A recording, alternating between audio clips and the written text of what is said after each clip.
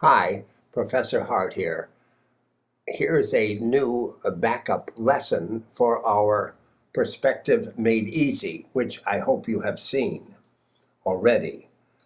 In this first shot, you'll see in 1-point perspective, all the chairs are moving to a vanishing point to the left. And here is a grouping where we want to talk about foreground, middle ground, and background planes. Reality is broken up into planes: foreground, middle ground, and background. Incidentally, the vanishing point for this building would be way up in the sky. And here is foreground framing with leaves, branches of the building we have just seen. We're going to pull back and show you the whole building. But we frame foreground framing with the trees. Here is another example of 1-point perspective. All the lines in this building point to one vanishing point. If we follow the line of this groove and the limestone, we'll come to the vanishing point. Again, we're dealing with foreground, middle ground, and background. Now here is my favorite shot. It's foreground with the chain link, middle ground, some of the pillar supports, and the background consists of the players playing basketball. They are in focus, and our foreground is a tracking shot, but it also has movement. Well, this is one of our favorite examples of foreground, middle ground, background planes. Also, if we shoot overhead of the same basketball players, we have a more dramatic, more graphic image from a high angle shot. We also have the movement. That was a transition shot.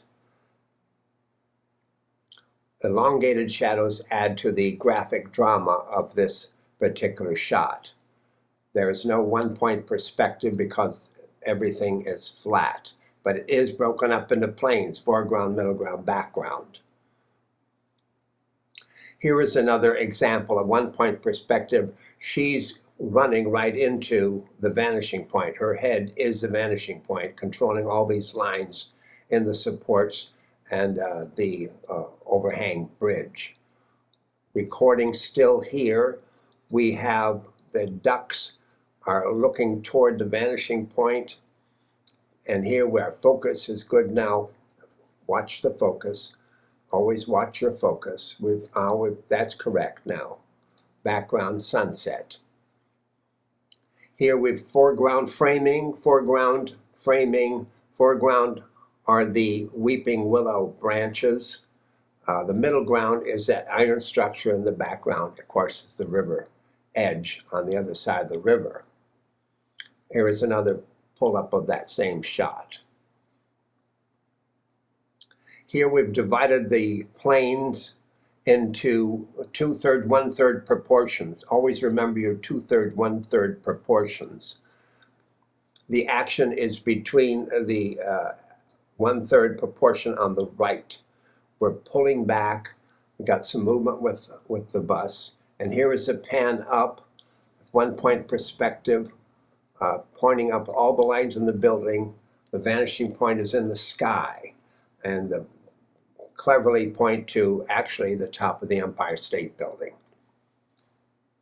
Here we have a 2/3, 1/3 proportion, the girl's face with the bus in the lower third. This is a panning shot, starting with the gentleman whom I spoke to first to get his permission. And we're just following this crowd. It's a panning shot. It has movement. Our focus is foreground, middle ground, background, and the background shot now is fuse. And that's our stopper for this particular shot and or sequence. Here is our model, who we didn't have to pay because she's already on a billboard. She's looking down at this woman who stole a purse. We're making up this story. Here again, we're dealing with foreground, middle ground, and background, planes, receding planes. We're concentrating on the movement of the silhouette of the girl. Here again is a high angle shot, always dramatic, and our friend there is looking up at a foreground framing with leaves, panning slowly and up to the new World Trade Center building. foreground, middle ground, background. That's me, and the end of the beginning is actually the start of your new projects, hopefully. There again, we end up with our foreground, middle ground, background, and good luck with your future projects. Thank you.